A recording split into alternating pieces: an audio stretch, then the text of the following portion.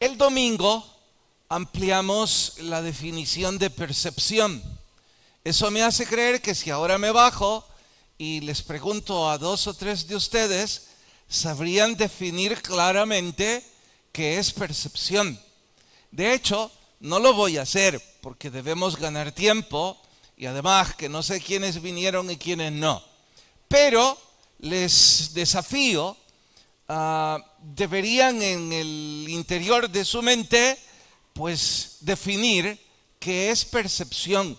Si no lo consiguen, es probable que esto les desafíe a que de aquí en adelante los vocablos aprendamos a definirlos, porque así entendemos mejor lo que significan. Ahora verán la prueba. De hecho, supongo que ya han definido qué es percepción. Si no lo consiguieron, hay 3 palabras claves que les van a ayudar a recordar. Uno es que se trata de un proceso. Segundo, es que en este proceso intervienen los sentidos.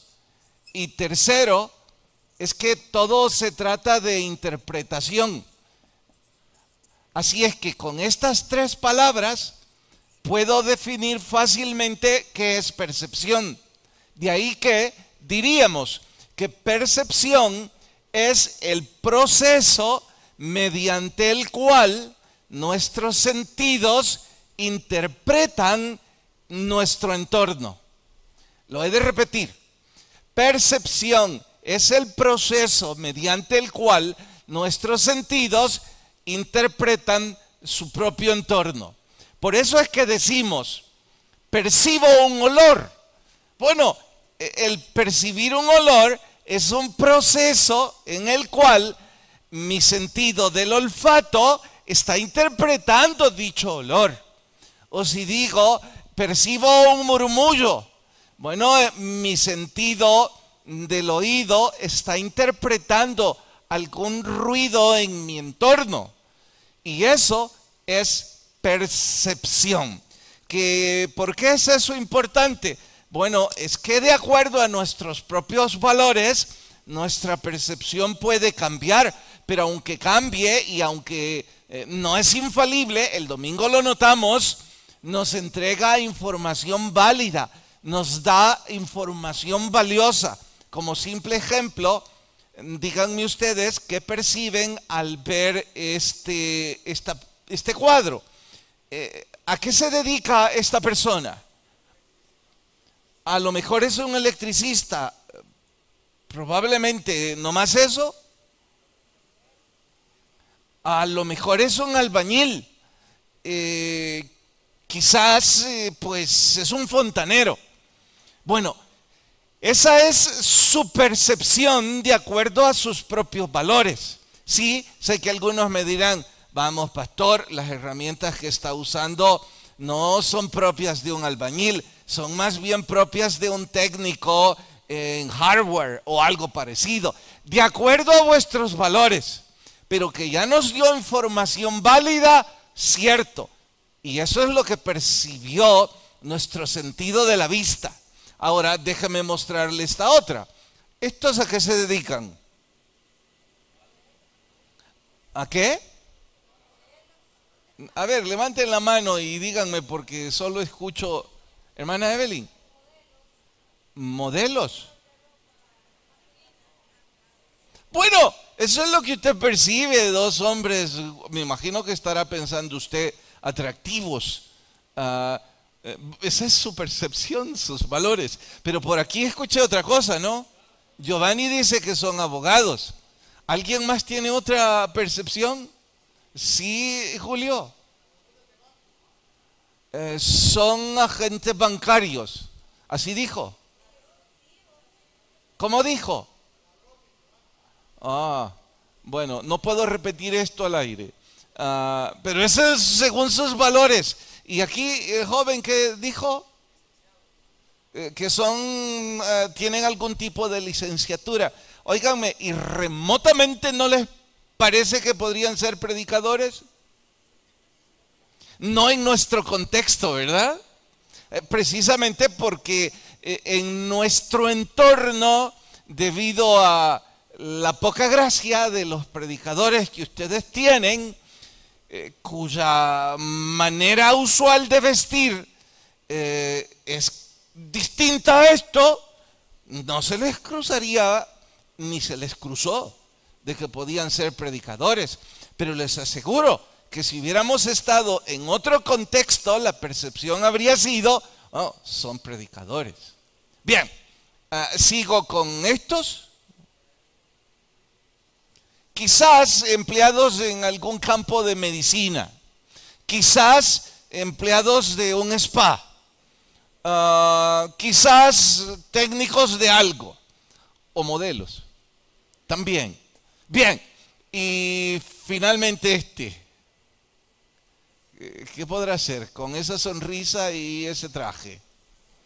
Anoche dijo alguien, pastor, dijo, a ver, un estafador. Bueno, ¿a alguien le parece más que un estafador? A ver, hermana Maricha, un diseñador. Que es que ahí decía, ¿no? Vieron la palabra Gucci y pues recordaron. Bueno, es simple y sencillamente un multimillonario diseñador de modas.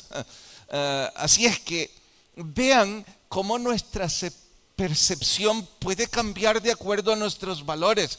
Pero es que nuestros sentidos nos dan tremenda información. Aquí hago un paréntesis porque creo que ya todos sabemos definir percepción y lo entendemos bien, y ahora voy a referirme precisamente a la forma de vestir. Y voy a decir que de acuerdo a nuestra percepción o nuestros valores, nuestra forma de vestir es una herramienta poderosísima para expresar valores.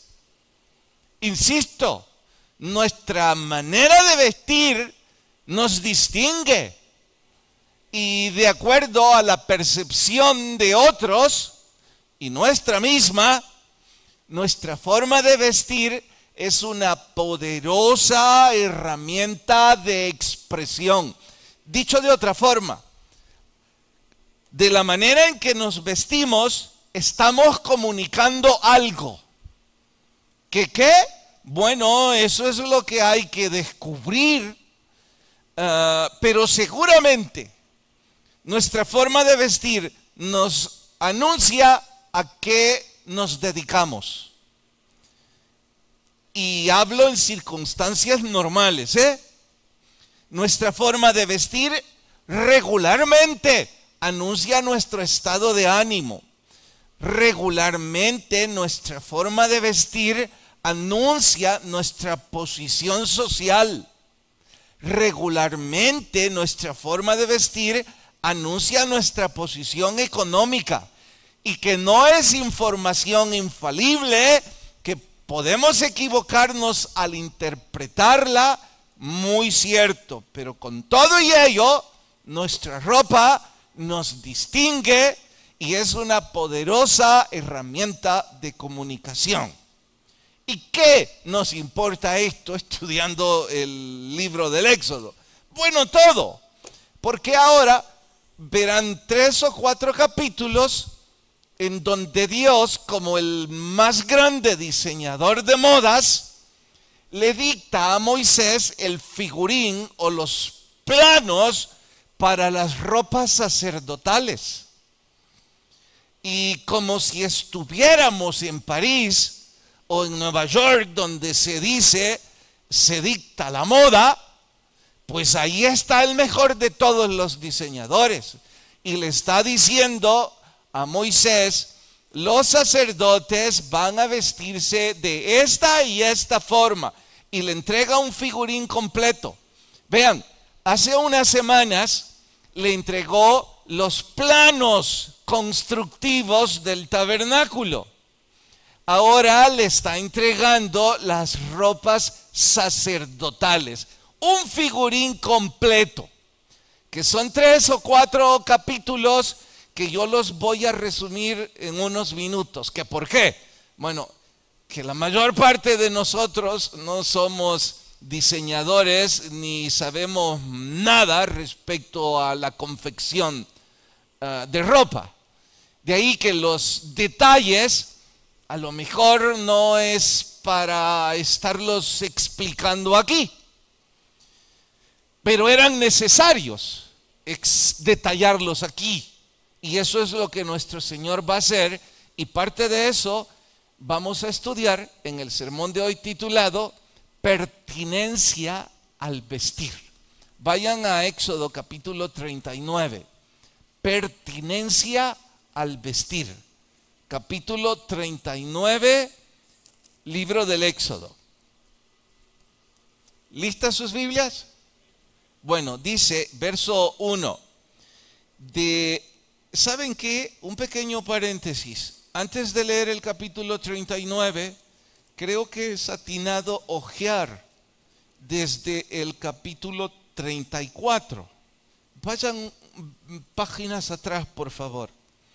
Es que el domingo, recordarán, estudiamos el capítulo 32 y 33. Y ahora estoy saltando hasta el 39. Debo explicarles la razón.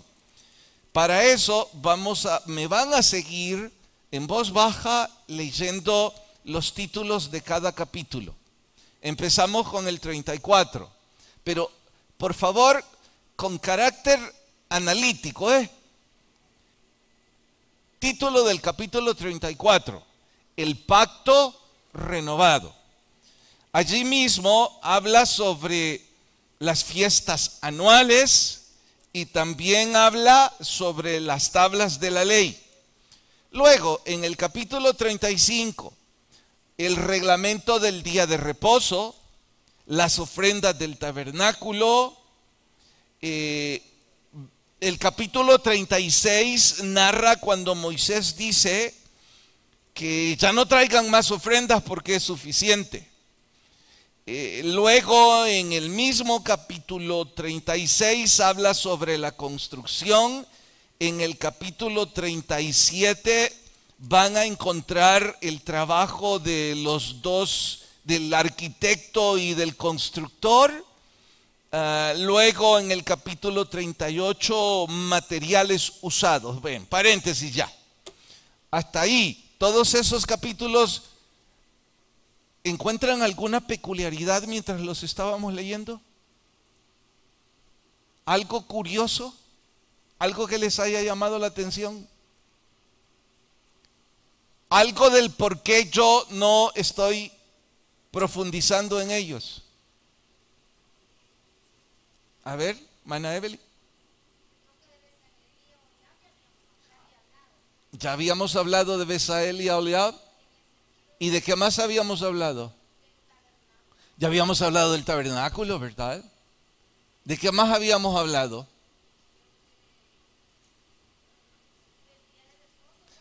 Ya hablamos del día del reposo, de las fiestas anuales. Y hablamos de las tablas de la ley. Pues hasta las memorizamos. Entonces, ¿qué es lo que sucede? Está repitiéndolo. La pregunta es ¿por qué? Ahí mismo dice ¿por qué? Ya lo han leído. Les pedí con carácter de análisis. El pacto renovado. ¿Qué significa renovar? Que ya lo hicimos, pero lo vamos a hacer de nuevo. ¿Y por qué lo vamos a hacer de nuevo?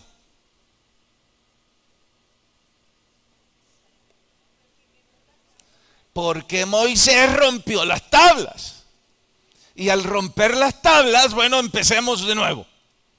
Y estos capítulos es una especie de retroalimentación o de repetición de lo que ya se había hecho.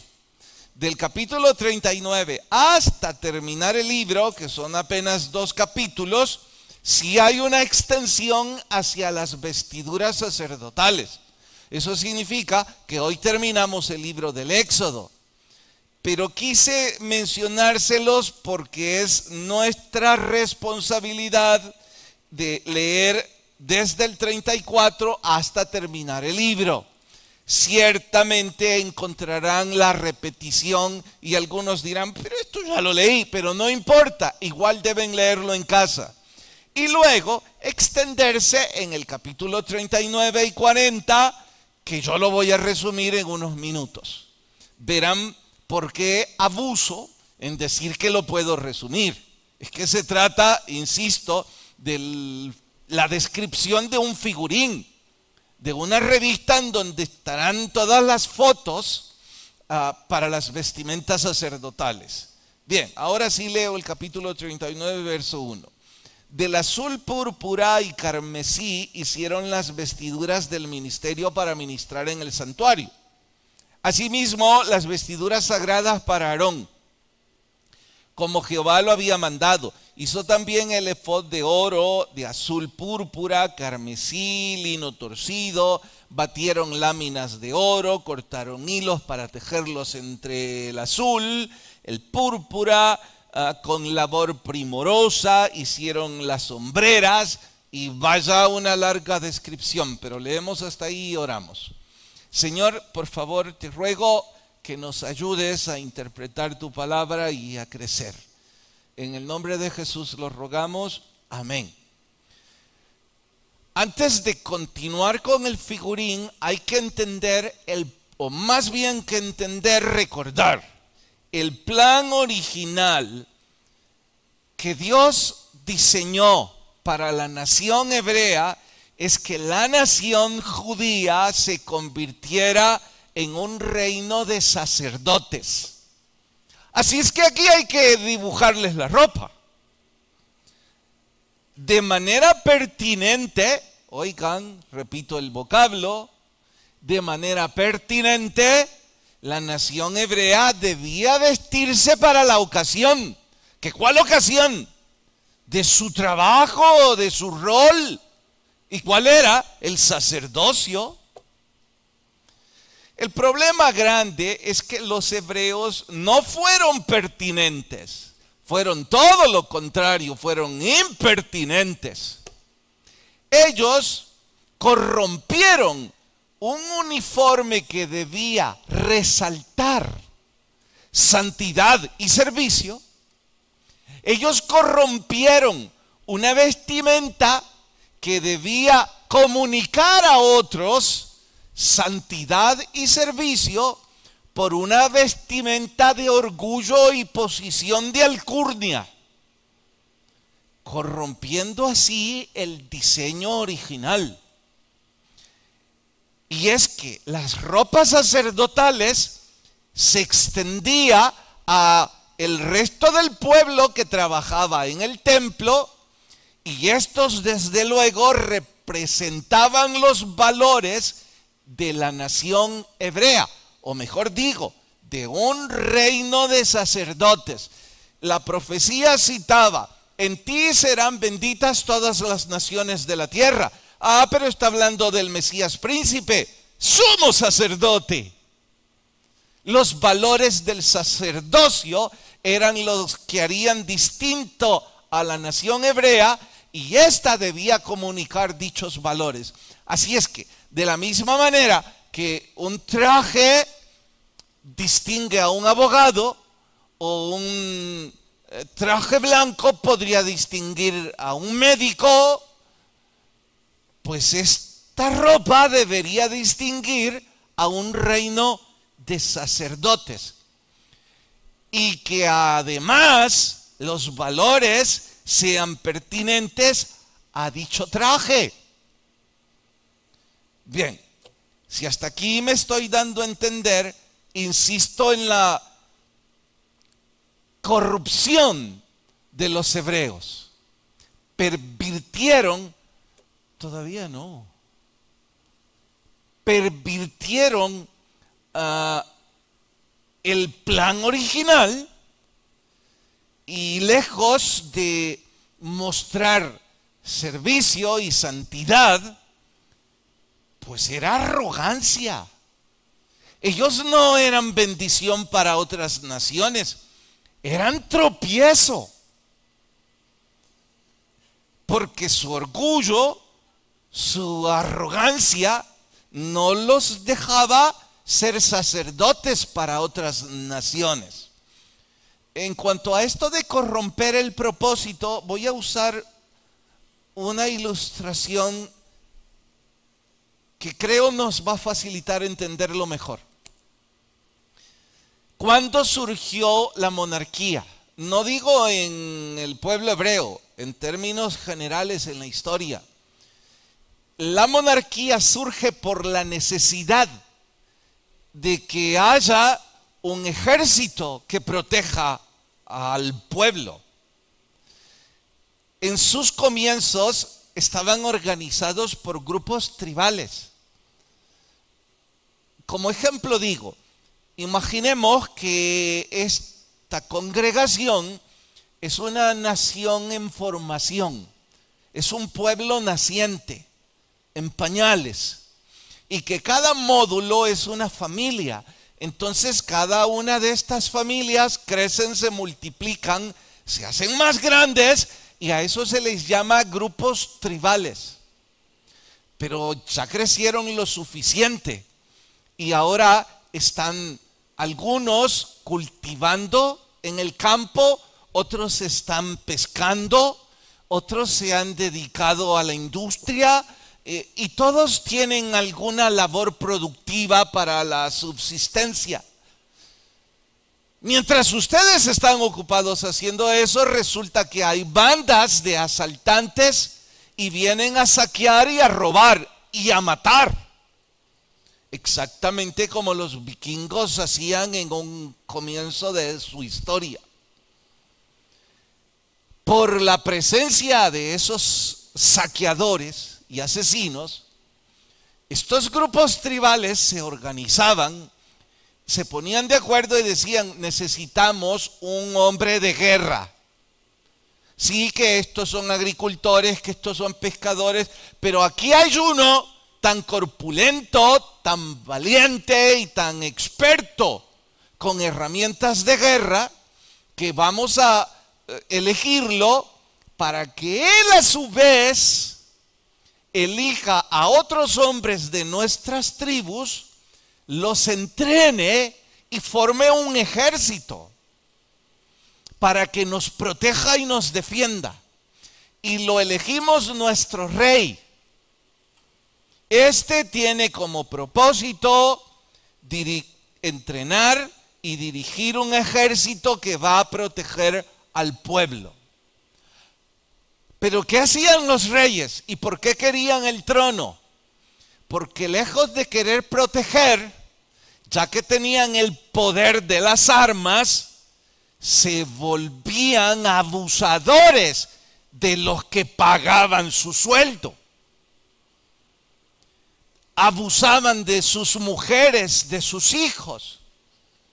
Y la monarquía la corrompieron y la formaron en abusos y lo que usted quiera. Es exactamente igual con el sacerdocio. La nación hebrea corrompió y arruinó el plan de Dios para ese reino de sacerdotes. ¿Me estoy dando a entender? ¿Sí amén o no amén? Bien. ¿Se vino abajo el plan original? No. Lo que se vino abajo era el reino de sacerdotes, porque Dios decidió elegir un nuevo ejército que conformaría ese reino de sacerdotes. Allí es donde surge el Israel espiritual. Allí es donde surge la iglesia de Cristo. Por eso dice en el Nuevo Testamento o en el Nuevo Pacto que hemos sido elegidos como un linaje santo y como un reino de sacerdotes. ¡Wow! Lo mismo que los hebreos. Significa que ahora es nuestro privilegio ser ese reino de sacerdotes que comunican a las demás naciones los valores del sacerdocio. Entonces, si esa es nuestra responsabilidad ahora y nuestro privilegio, ¿qué vamos a tener que hacer? ¿Vestirnos como los sacerdotes? Respóndanme ustedes. Ahora vean, aquí está resumido los 2 capítulos. Esto era sacado de un figurín todo lo que está descrito. Voy rápido a algunos detalles, yendo de arriba hacia abajo. En la frente, por ejemplo, usaban una lámina de oro y aquí decía santidad a Dios.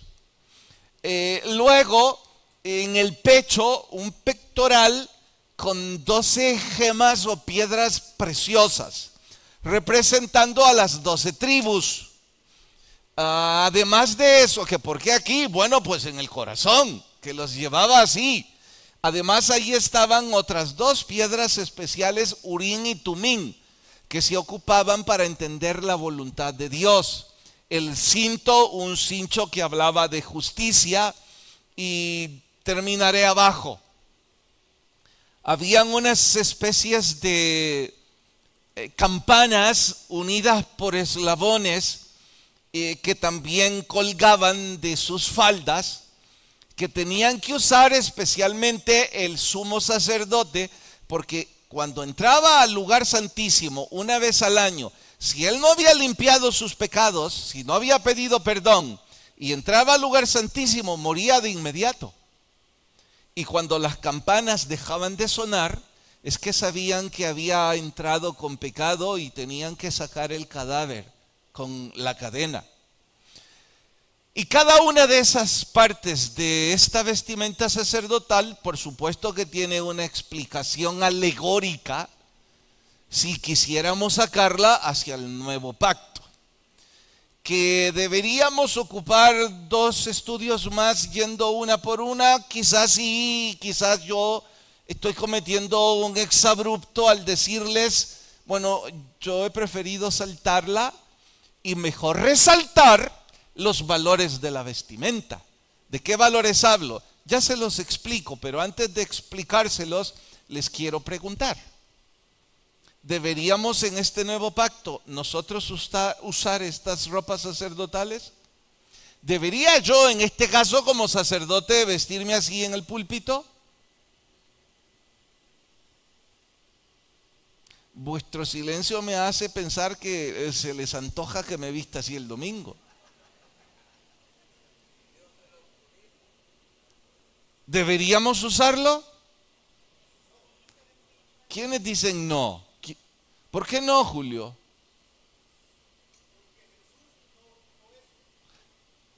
Pero es que nuestro Señor... ¿Y usted cómo sabe que no? Los evangelios no dicen cómo se vestía. ¿Dónde dice eso? ¿Alguien tiene otra opinión? Más nadie. A ver.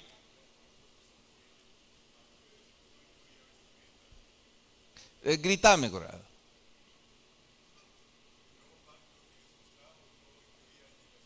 El nuevo pacto no incluía directrices respecto a una vestimenta sacerdotal.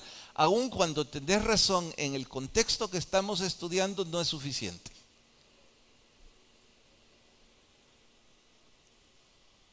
¿Más nadie? Hermana Evelyn.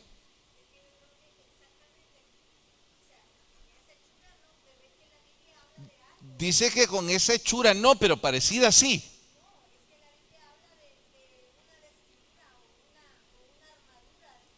No, armadura es otra historia. Y también es alegórico. ¿Es espiritual? Entonces dice que no. ¿Pero por qué no? A ver, hermana Loren, ¿por qué no? Que venga así el domingo. Que si usted me ayuda con la lámina de oro, me vengo el domingo así. No me han dicho la palabra clave. Nuevo pacto, no. A ver, ¿Tepas? Tampoco. ¿Sí, hermano? No, hay una palabra clave. El título de este sermón es la clave. que no es pertinente.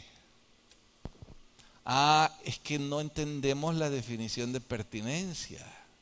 Les dije al comienzo que definir los vocablos amplía nuestro criterio sobremanera. Se los voy a demostrar. ¿Qué es pertinencia? Pertinencia, ya puedes quitarla. Pertinencia es que viene a propósito, que es adecuado, que es conveniente, que es lo indicado, que es lo atinado. Y en este caso, ¿entendieron bien qué es pertinencia? Pertinencia es adecuado, conveniente, indicado, a propósito, que pertenece. Pues en este caso les citaré un burdo ejemplo, pero haciendo eco de que a lo mejor como predicador me distinguiría de mejor manera con un saco. Pues me voy a poner un saco y de paso, como voy a ir a la playa, me voy con el saco a la playa. ¿Qué dicen? ¿Y por qué no es pertinente? Número uno, que mucho calor. Pero además, ¿a quién se le ocurre meterse al mar con saco? No es pertinente. Como impertinente sería que yo venga con traje de baño al púlpito. Una total impertinencia. Algunos hasta rayarían diciéndome es una irreverencia. Bueno, esos son los valores. En buena hora, no es pertinente. Ahora yo les digo que no es pertinente ese traje sacerdotal. Ahora díganme por qué no.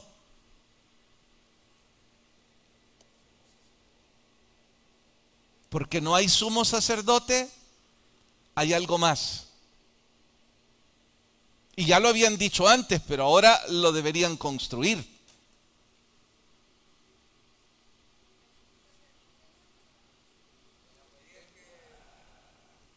Es que este traje sacerdotal es pertinente para el antiguo pacto. Y nosotros estamos en un nuevo pacto. Por eso te dije, aunque tengas razón, pero hacía falta la palabra pertinencia. Este traje sacerdotal no pertenece al nuevo pacto. ¿Me estoy dando a entender? Si entonces el domingo se me ocurre venir de esta manera, que todos ustedes dirían que ¿qué le pasó ahora al pastor? Es una total impertinencia. Bueno, entonces ya no tiene mérito. Claro que sí, pero el mérito es por sus valores. Por eso se me ocurre a mí que en lugar de revisar uno a uno sus símbolos, que son un montón, mejor menciono 2 o 3 valores con los que nos debemos vestir todos los que somos parte de ese reino de sacerdotes. No solo el predicador, usted también. Y eso es lo que sigue. Mencionarles 2 o 3 valores. Empezaré por los que creo son los más importantes. Insisto, creo. Bien.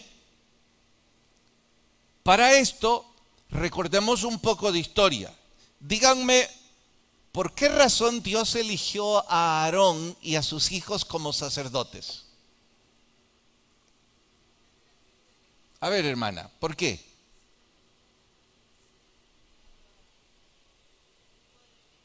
Porque eran de la tribu de Leví, pero esa no fue la razón para elegirlos como sacerdotes. ¿Sí? Por gracia, que no hicieron ningún mérito ellos para que los eligieran como sacerdotes. Ese es el punto. Dios los eligió en su total soberanía y de pura gracia. De hecho, les pregunto, ¿hubo nepotismo en dicha elección? El nepotismo, entiéndalo como la preferencia por linaje sanguíneo. Aquí están mis hijos, entonces mis hijos que también sean sacerdotes. ¿Hubo nepotismo? A ver. Allá dice que no. ¿Por qué no? Grítame. Porque igual fue por gracia. No había asunto de nepotismo. El único asunto válido es que Dios dice: te quiero a vos de sacerdote. ¿Que por qué? Porque yo soy Dios.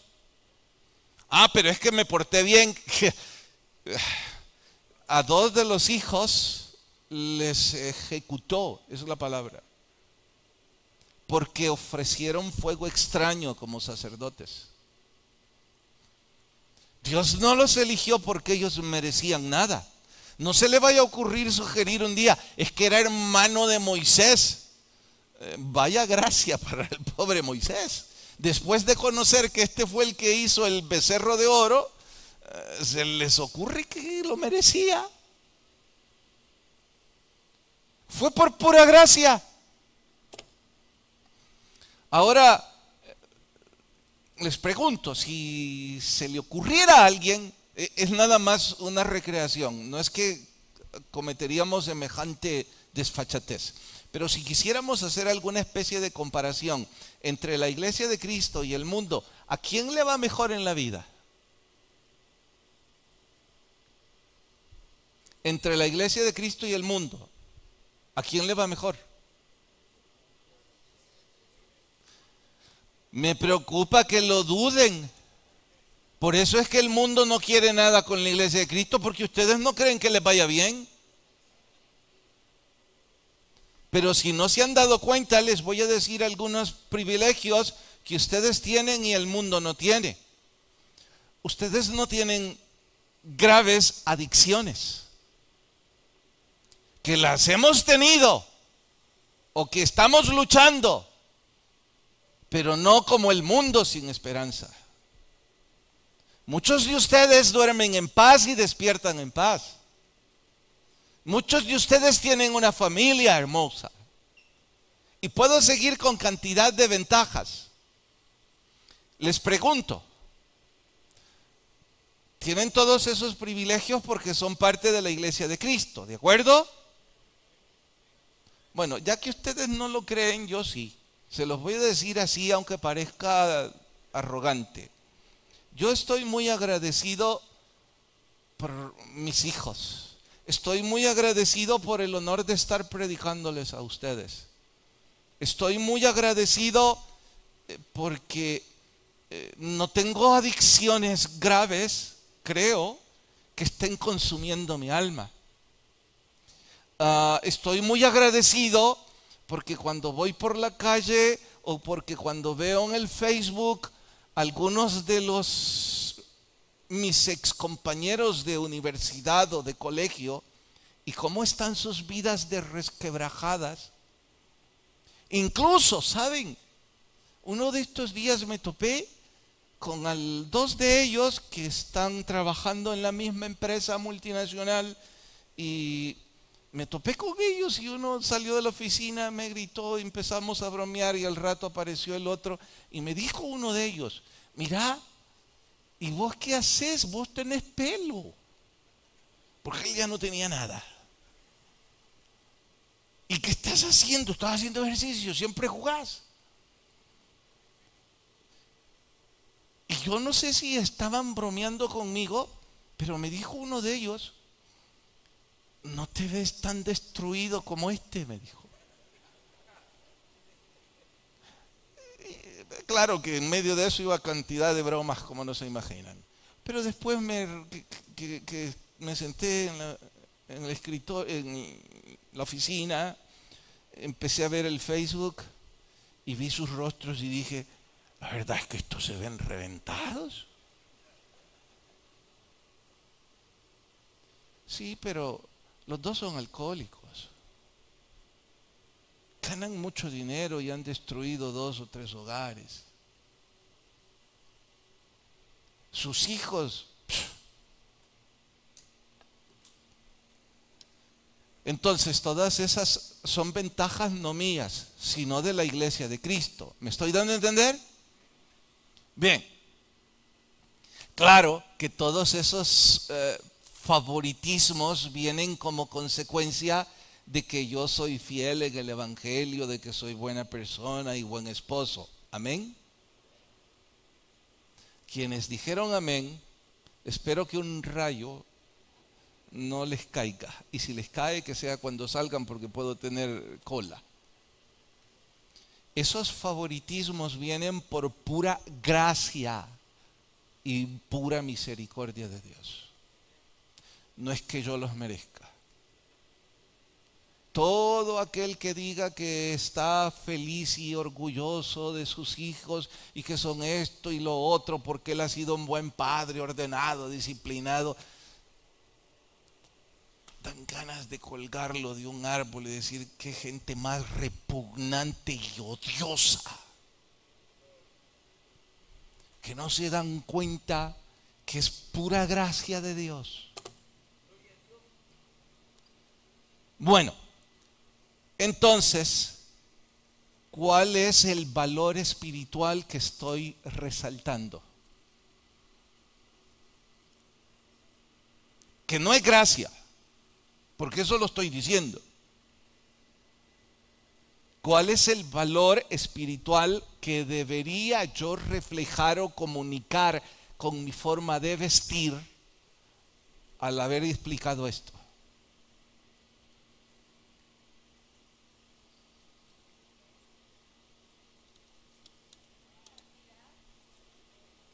A ver, levanten la mano. Yoba. Amar al prójimo. Que yo no muestre amor por esos.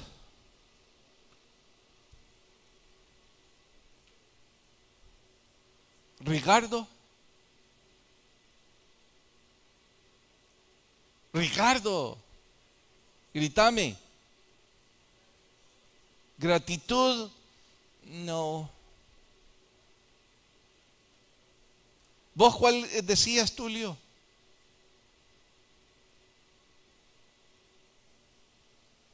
Hermano Saúl. Humildad. Les dije como 4 o 5 veces arrogancia.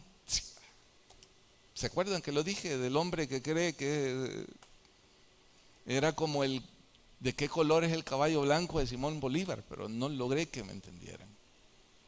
Es la humildad. Ese es el valor de esa ropa sacerdotal. Debería comunicar humildad a otros.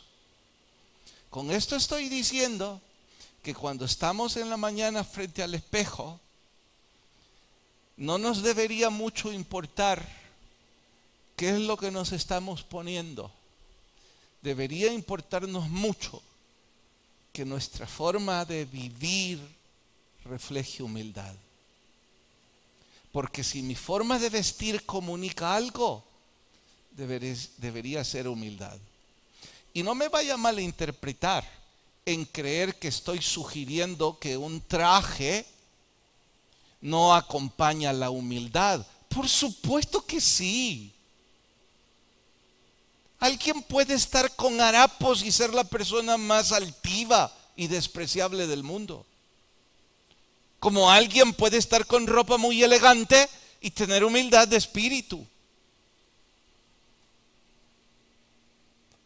Que esta es sin duda la razón por la que Pablo, en la carta a los Corintios, claro, era Pablo, se atrevió a dictar una especie de sala de belleza, en donde les dijo a las mujeres, miren los peinados ostentosos y las joyas y estas cosas, pero no como un problema doctrinal.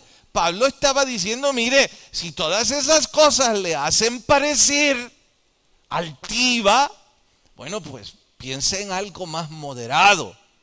Pero el asunto es nuestro espíritu. Eso deberíamos esforzarnos. Que mañana que vamos al trabajo o hoy mismo que vamos a casa, las personas digan, tiene un espíritu humilde. Y vaya que esa vestimenta sí es cara. Cuesta trabajo vestirnos de humildad. Segundo valor, el contexto histórico para que lo descubran. Pedro, ¿me amas? Pedro dijo sí. Bueno, entonces apacienta el rebaño. Pedro, ¿me amas? Sí. ¿Sabes que te amo? Bueno, entonces cuida a las ovejas. Pedro, ¿realmente me amas? Pedro entonces cae en tristeza y dice, Señor, tú sabes que te amo, pero si me estás preguntando es porque tenés duda. Pero la verdad es que yo sí te amo. El pobre Pedro entró en confusión ante la pregunta capciosa de nuestro Señor. Y entonces nuestro Señor le explica, bueno, la razón de preguntarte es porque pronto te van a llevar donde no querés y vas a pasar un martirio. Bien, que por qué le estaba preguntando nuestro Señor a Pedro que si le amaba. Nuestro Señor ya sabía que Pedro lo amaba. Nuestro Señor le estaba diciendo a Pedro, descubrí, entendé que amarme a mí significa estar dispuesto a servirles a los demás por amor a mí. Así es que si me amas a mí, cuida el rebaño. Sea un pastor de ovejas. Y dicho de esa forma, ¿cuál es el valor espiritual?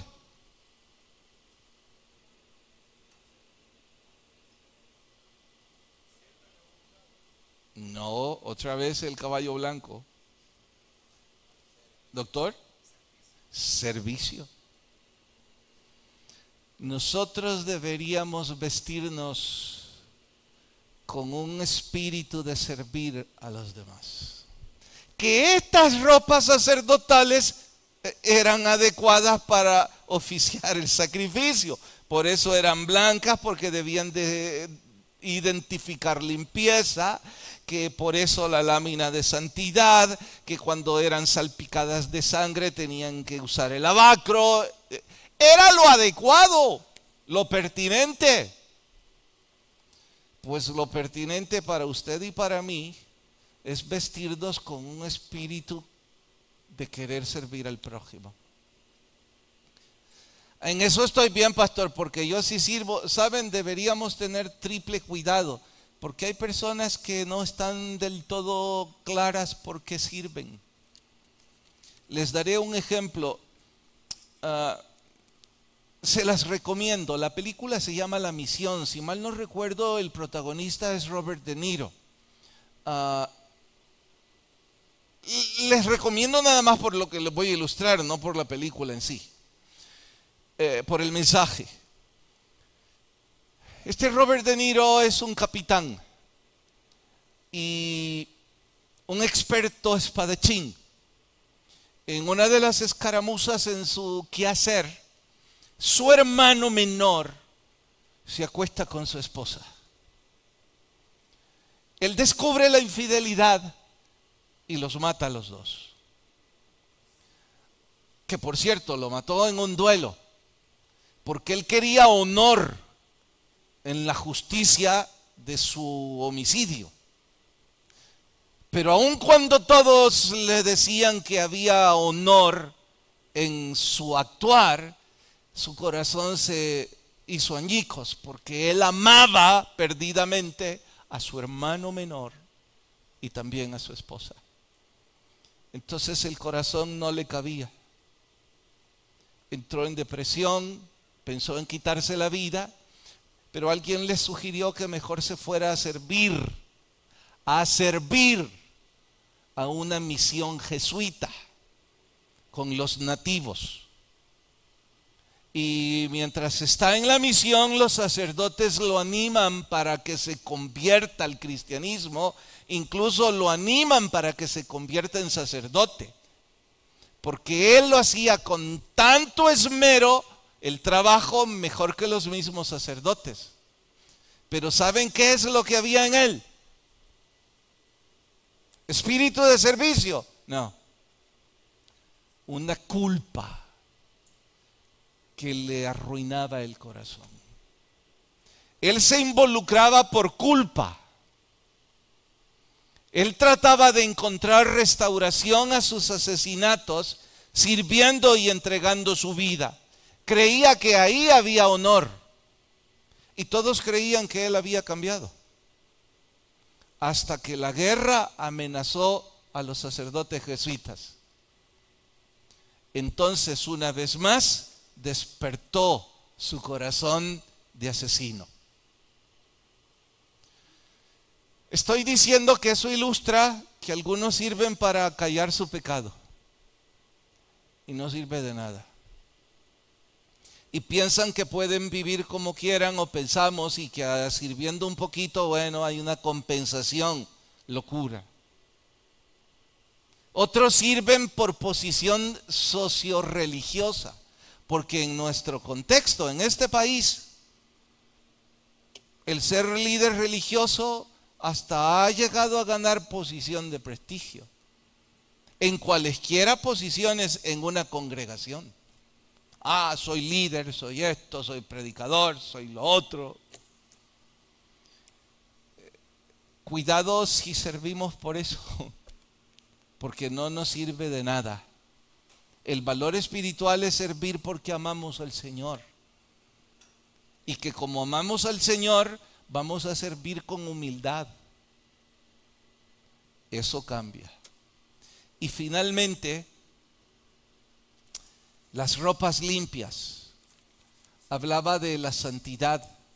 Hablaba de que usted y yo difícilmente vamos a llegar a servir con manos totalmente limpias y un corazón puro por nuestra naturaleza pecaminosa, pero que deberíamos cada día intentar limpiar nuestras ropas. Eso sí es cierto. Está diciendo que cada día usted y yo deberíamos trabajar por santidad, para que nuestros actos honren a Dios, que nuestro vocabulario, que nuestras amistades, que nuestro quehacer anuncie santidad. Bueno, el domingo, ¿saben cómo deben vestir? Con humildad, con un espíritu de servicio y buscando la santidad. Oramos.